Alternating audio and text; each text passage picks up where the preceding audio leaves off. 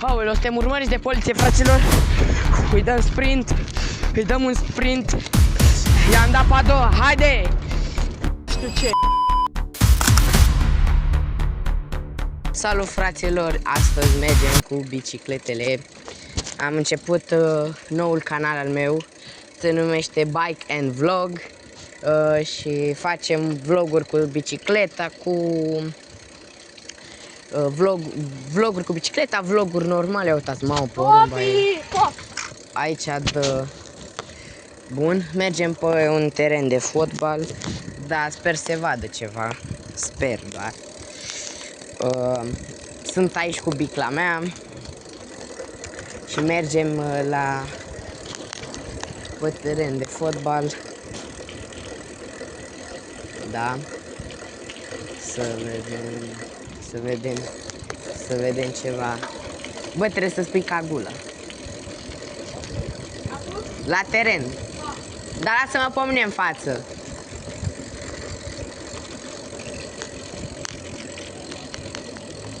Opa. Vin și mașini.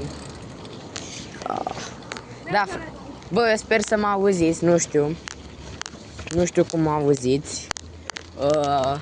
Depinde, voi posta de pe multe chestii, certuri cu vecinii, multe. Nu intră în fața mea, că să te vezi pe cameră. Multe chestii voi posta, nu-i așa? Are și prietenul meu un canal de YouTube. Cum te numești? Mi-am pus Vlad 77. Bă, mi se pare cunoscut numele ăsta. Da.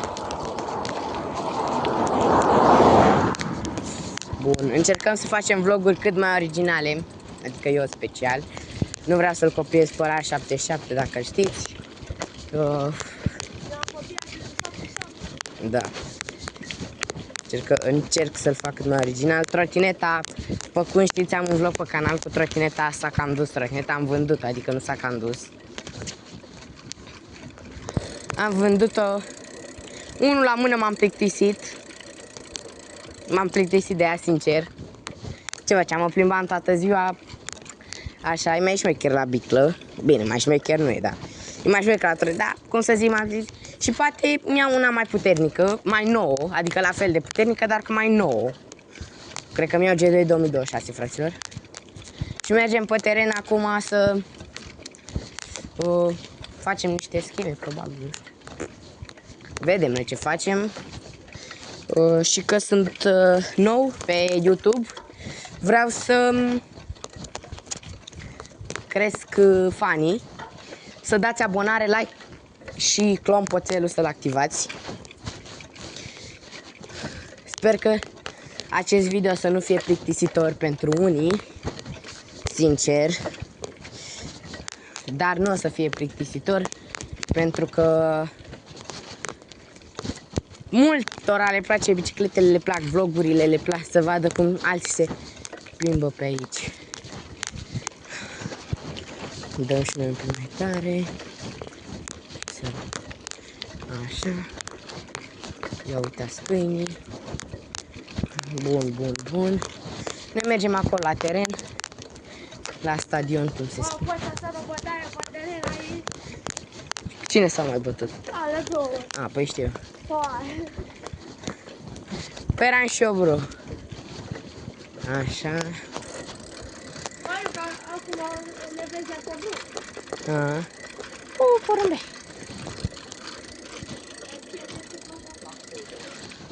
Bun, am ajuns la teren. O luăm, intrăm un pic cu bicicletele. Da. Vom opri un pic și ne vedem la teren. Nu știu ce. Gata, fraților, suntem pe teren.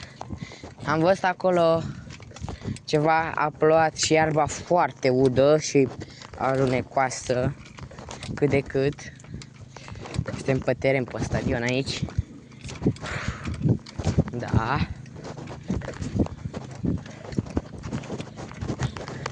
Îi băgăm viteză, hai! Bam, bam, bam! Bam! Bă, ce s-a întâmplat? Bă, ce?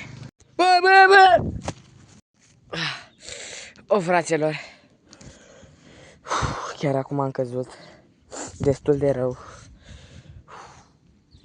Băi, deci eu am căzut aici și telefonul era pe undeva pe aici, da? Cred că nu s-a, adică s-a oprit telefonul. Am dat viteză și mi s-a dus roata pe spate. Prima dată am oprit video. Mi s-a oprit că am apăsat când așa și după, nu știu, s-au pornit și s-a văzut fix faza când a căzut. Deci s-a auzit nasol. Căzut aici. Bine că a fost iarbă, dar m-am lovit destul de rău. Decidem acum. Am venit pe teren pentru că, da, suntem urmăriți de poliție. Ați auzit bine? Suntem urmăriți de poliție. Și dacă cumva veți auzi niște girofari de poliție, nu știu ce ne va face. Bă, am luat rep de bicicletă. Hai, bă, fugi! Hai să ne ascundem aici. Suntem urmăriți de poliție. Aoleu, suntem urmăriți de poliție. Ne băgăm aici. Bagă-ți, bă, rep de bicicleta. Să o punem repede aici, că ne alergă. Am auzit niște girofari și până ne alergă că am dat un mare sprint. Da, cred că se vede.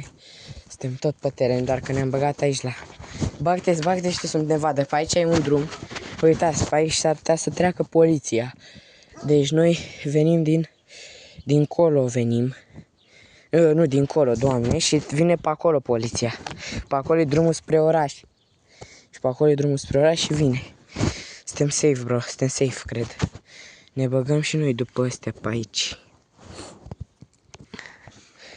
Vă las că trebuie așa. Ne e frică și revenim. Trebuie să scăpăm de aici, că dacă ne prinde aici, nu avem scale de scăpare. Haide, bă, că vine! Fugi! Aoleu, suntem urmăriți de poliție, fraților. Îi dăm sprint. Îi dăm un sprint. I-am dat pe a doua. Haide! Aoleu, fraților. E destul de în spate poliția, dar... Haide, vărule! Ne-am băgat pe o străduță. Deci ne-am intrat pe aici. Opa! Hai, mă! Hai, vărule! Of! Ne urmărește! Ne urmărește poliția! Nu o să se audă bine și nu cred că se vede bine, dar trebuie să dăm că ne urmărește poliția. N-am crezut că asta se întâmplă pe vlog, dar trebuia să filmez neapărat. Doamne, haideți, bă! Haide, bă! Noi o să o luăm pe altă străduță și cred că ne pierd urmele.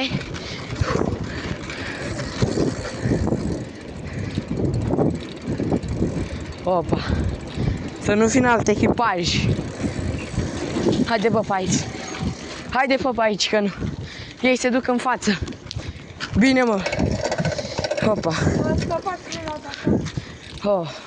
Am scăpat, cred că și de data asta. Bine, nu scăpasem, am văzut tot din depărtare. Și am să tulim. Și am dat urgent drumul la filmare. Și am obosit. Dar suntem safe, ok? Cred că aici închid și vlogul pentru că n-am ce acțiune să mai filmez, cred. De dacă e ceva, partea a doua o să o pun în următorul vlog, pentru că sigur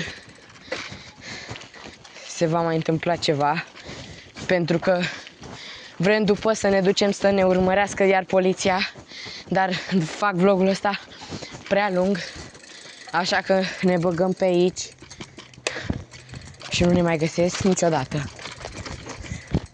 Și îl și încheiem frumos. Aici a fost Bunaidar la bike vlog și încă un prieten, să vă abonați și la el. Cum te numești? Vlad 77. Vlad 77 și vă pupăm.